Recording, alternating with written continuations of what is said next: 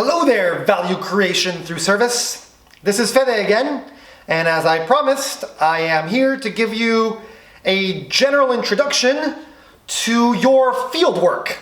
This is when the course starts to get exciting, when your teams have to go out there and push your limits, push your comfort zone, because instead of just doing our empathy work within our classroom and with our classmates, now is our chance to go out into the real world and do this with real life potential customers. So I'm going to take you through these 9 points, and hopefully this will give you and your team a better idea of what you should be up to in the coming week before we meet again for our next session.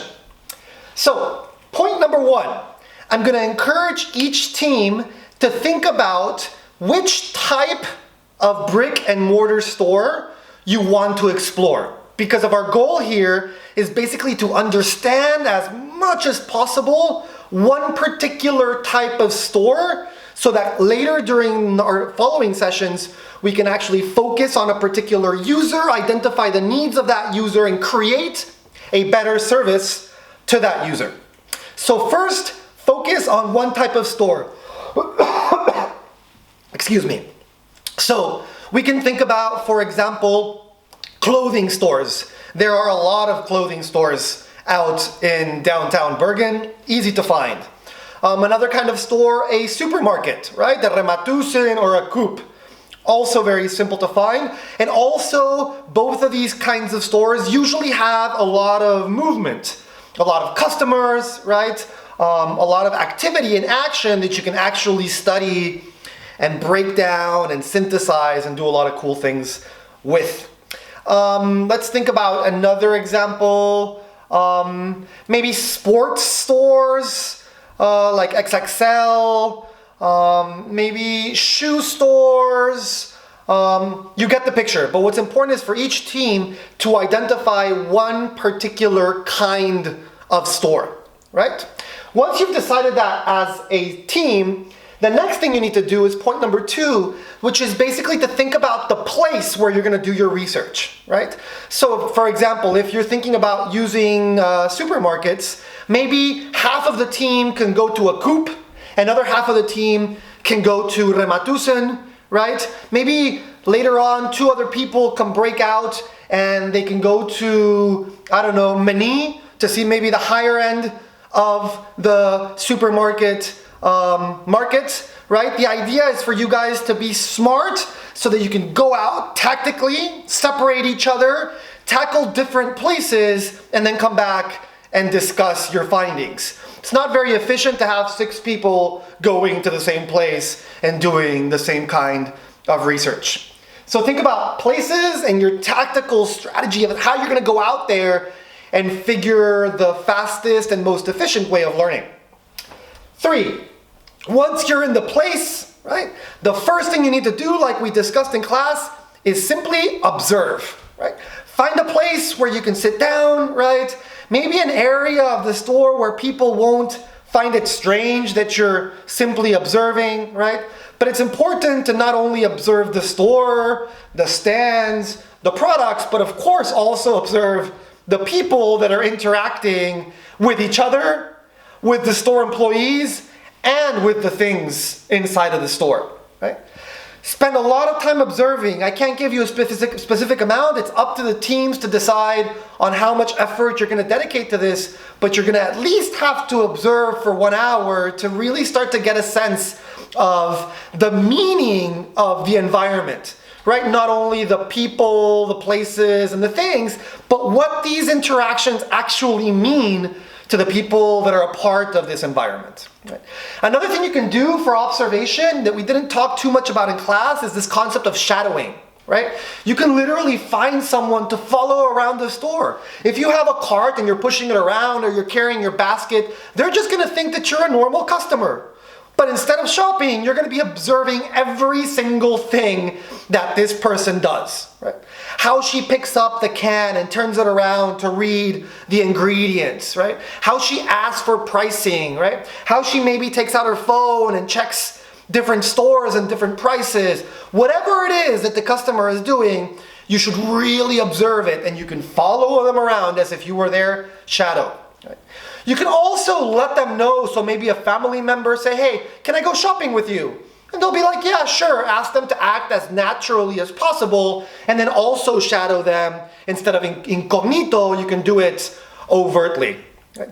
However you want to do it, shadowing is an incredibly powerful part of the observation process. Once you've observed and shadowed, you can move on to point number 4, which is approaching, right? You can start to really get close to the person and start to ask them questions, right? We talked about empathy interviews during our last session. We practiced using the 5 whys and asking open-ended questions and digging deeper, right? And trying to really understand why people do the things that they do. And remember, don't forget to read their body language and their micro gestures, because many times people are going to tell you one thing, but they're actually going to end up doing something else. Once you've approached them and interviewed them, I'm going to ask you to really immerse yourself in the shopping experience. Right? Live it in first person. Right? So, for example, if you're at XXL, right, checking out how people shop for sports clothing or for skis or whatever it is, there's a big difference from simply seeing someone trying on some skis, for example, versus you actually going through the entire purchasing process of buying some skis, right? Maybe you're not going to want to invest so much money to buy some skis, but maybe you can go through the process without actually buying them, right?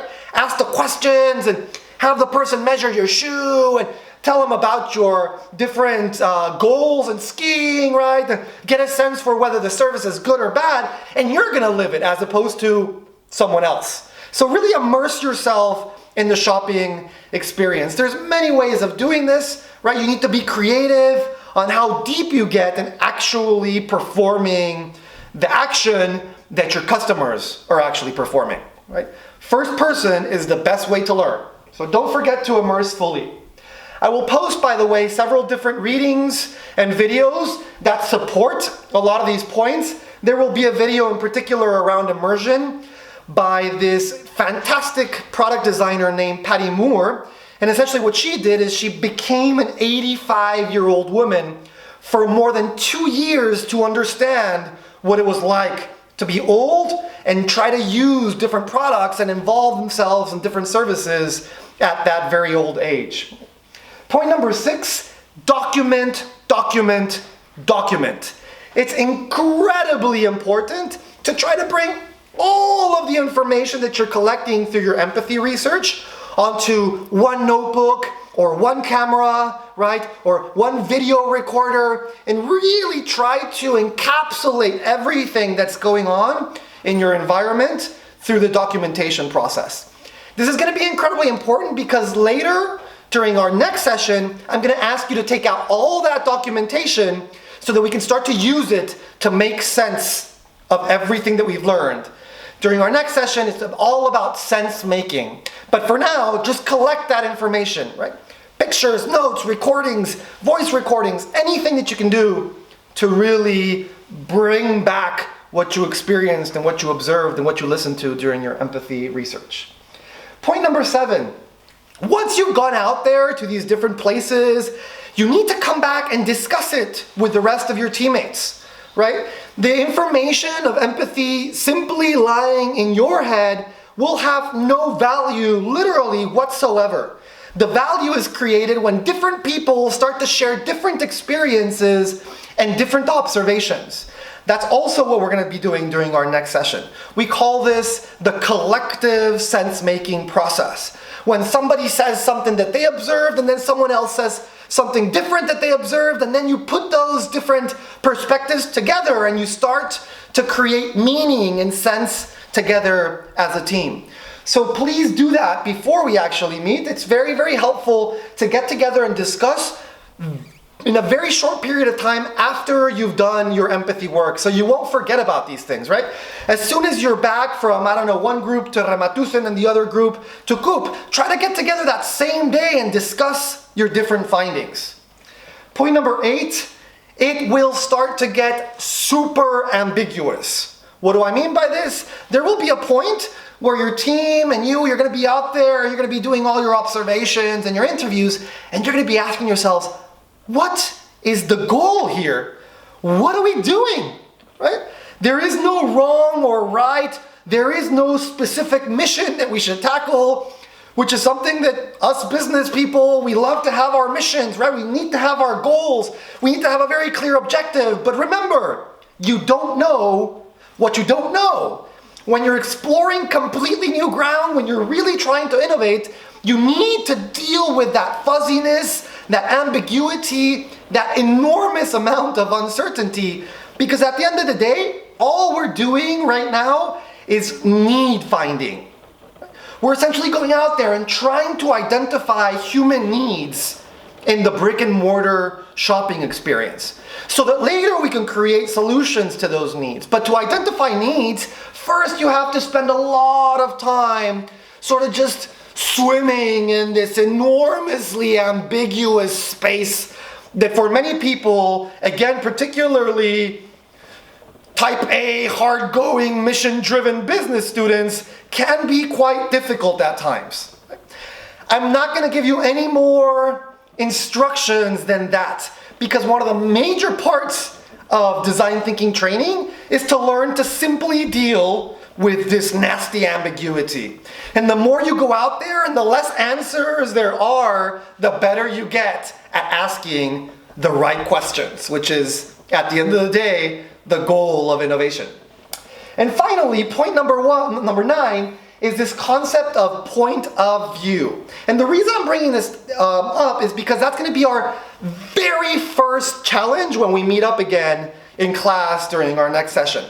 So just to give you a general sense, a very, very ambiguous general sense of what we're going to be up to next time, is that we're going to be building points of views. And a point of view includes a very specific user that you're trying to innovate for, right? His or her needs, right? Which we also call jobs to be done. Right? What does that person really want to achieve by shopping at a certain store and buying certain products and services, right? And then finally, where did that job to be done come from? Where did we identify the fact that that person needed to achieve that job? Right? We call that the insight, and usually insights are very surprising. Right? They highlight this really interesting unearthing of amazing human experiences. They're the holy grail, essentially, of design thinking. Right? Don't worry too much about the point of view, but just to give you slightly more clarity, that's essentially where we're going to be moving towards during the next time that we get together.